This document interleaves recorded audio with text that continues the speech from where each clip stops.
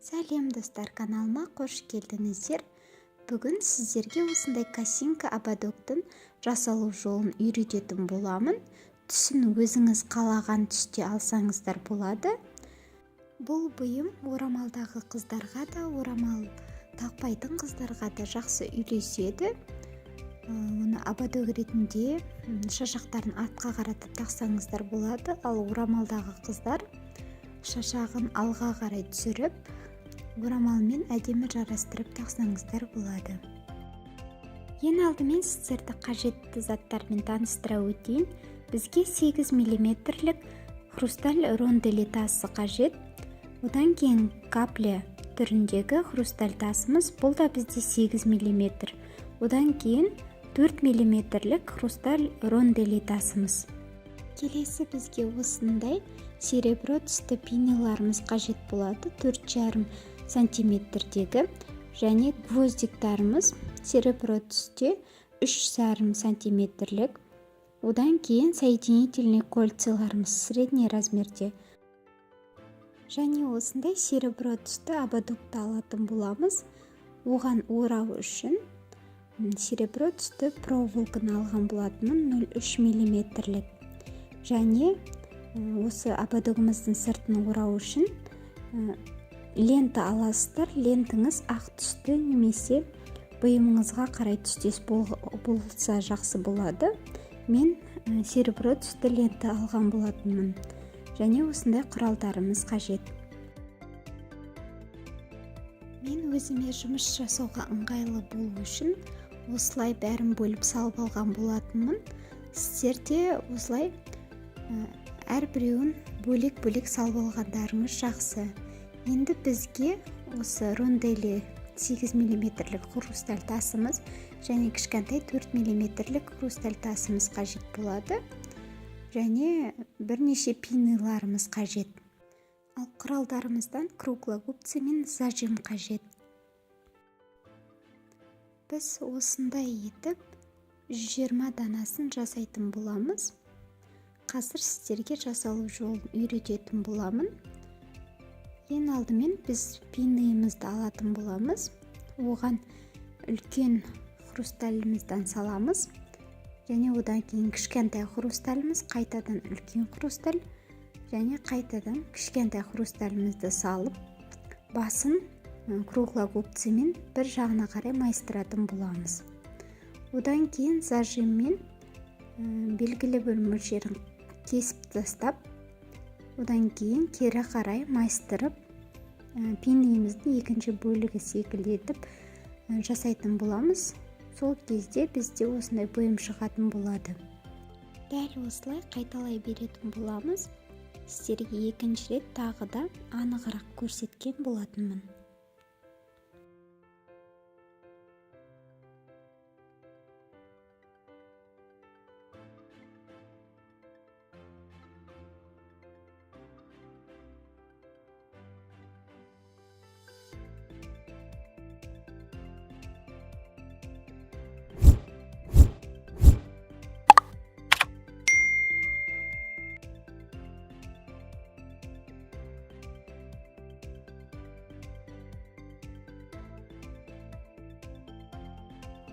Міне достар, жасап алғаннан кейін 110 данасынан осылай етіп косинканың формасында қойып алатын боласыздар. Осы жерде сіздер скриндап алыңыздар осы формуланы.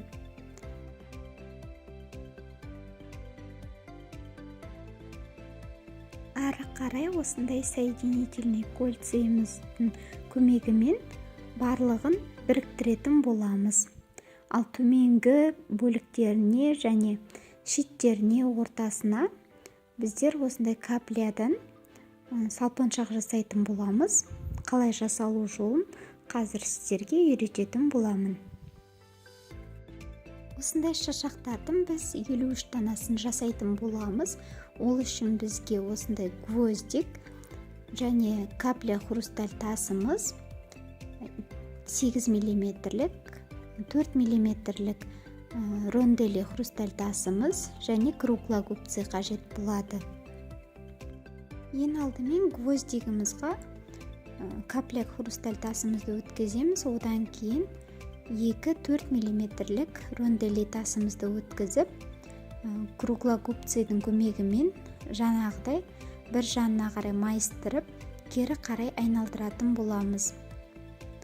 Сонда бізде осындай әдемі бөлік шығатын болады. Осылай 53 данасын жасайтын боламыз.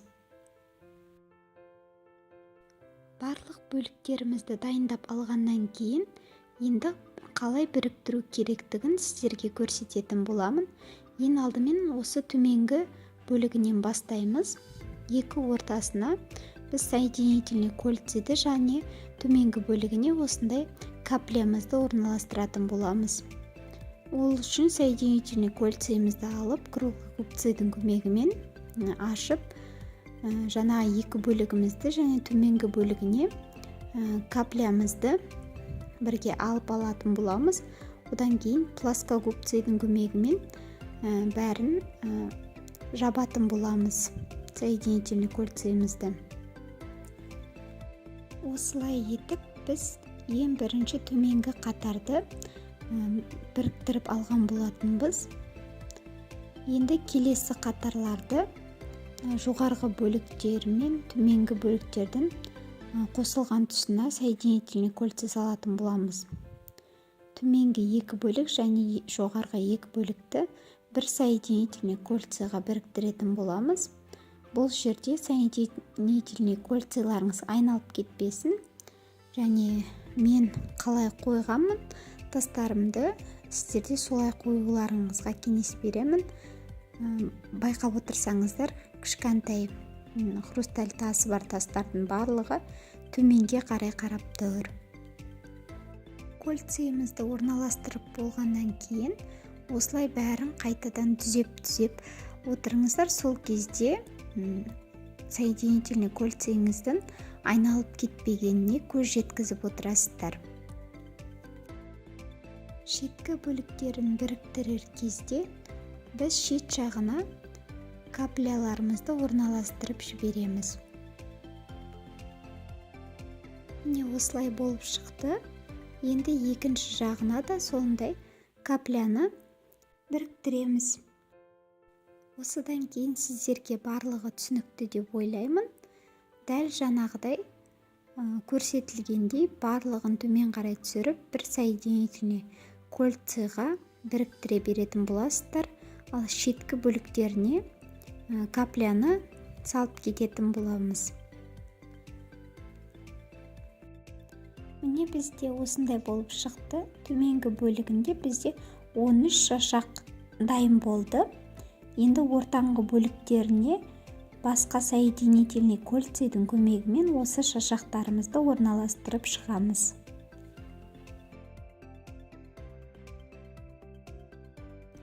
Видео басында сіздерге айтқан болатыным 120 дана деп, осындай бөліктен оның 110 данасын осы косинкаға қолдандық.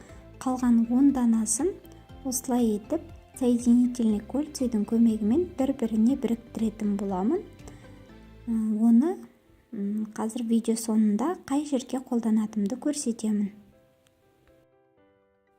Міне достар, барлық каплямызды осылай орналастырып алдық. Енді бұны бұла қарай ала тұрамыз. Және жаңағы бөліктен 10 данасын осылай бір-біріне біріктіріп алған болатынмын. Косинкамыздың соңғы бөліктерін жасайтын боламыз. Ол үшін бізге осы ободок лентамыз, проволокамыз және де осы қосқан бөлігіміз қажет болады. Және ыстық желім мен қайшымыз. Лентамыздан осындай екі бөлік қиып аламыз. Бұны ыстық желім мен ободогымыздың екі ұшына орналастырамыз. Бұл бізде таққан кезде адамның құлағына ободоктың батпауы үшін қажет болады.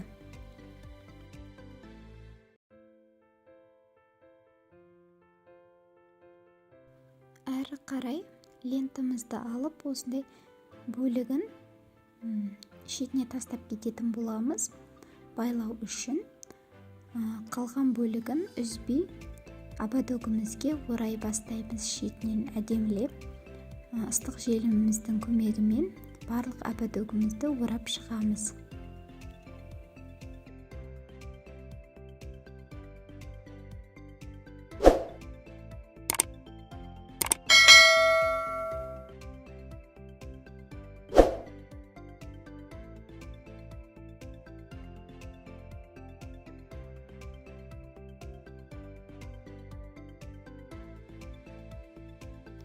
Екінші шеткі бөлігіне келгенде мен секілді осылай орап, соңғы бөлігіне клей жағып, айналдырып, кері қарай видеодағыдай шығаратын боласыздар.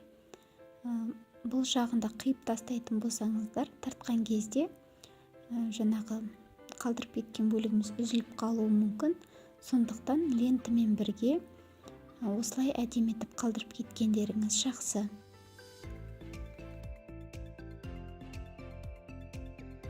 Қалдырған лентамыздың ұзындығын бірдей етіп қиып, ұштарын күйдіріп жіберсеңіздер болады. Енді ободогымыздың жоғарғы бөлігіне проволоканың көмегімен осы тастарымызды орналастырамыз. Проволоканы өзімізге қажетті бөлігін қиып алатын боламыз. Себебі біз айналдырып, әрбір тастың ортасынан айналдырып, ал шеткі бөлігін жаңағы пенейіміздің ортасынан өткізіп отырамыз видеодағыдай. Сонда бізде тастарымыз мықтырақ тұратын болады.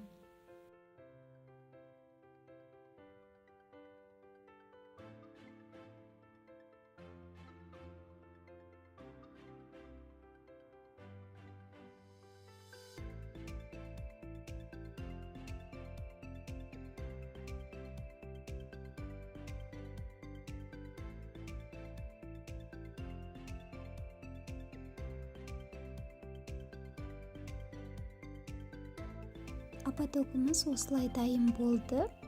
Енді осы косинкамызды ортасындағы соединительный кольцеға және шет жағындағы пенейдің басына 11 жерден орналастыратын боламыз. Бізде бұл жерде көріп отырсаңыздар 16 бас шығып тұр. Оларды біз біріктіретін боламыз. Ең бірінші осы екі шетін біріктіреміз және ортадағы 3 бөлігін біріктіріп бір соединительный кольцеға тағатын боламыз. Ең алдымен шетінен бастаймыз. Шетін бірінші пенейға орналастырамыз.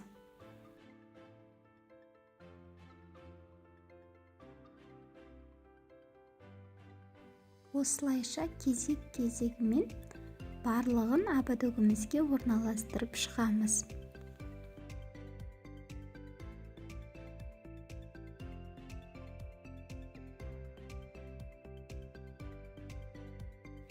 Міне достар, осылайша косинка ободогымыз дайын болды. Видеом сіздерге ұнаса лайк басуды ұмытпаңыздар. Сұрақтарыңыз болса комментарияда жаза кетіңіздер. Каналыма тіркелуді де ұмытпаңыздар. Сіздермен мен аяулым Арыс қызы. Алған білімдеріңіз қайырлы болсын.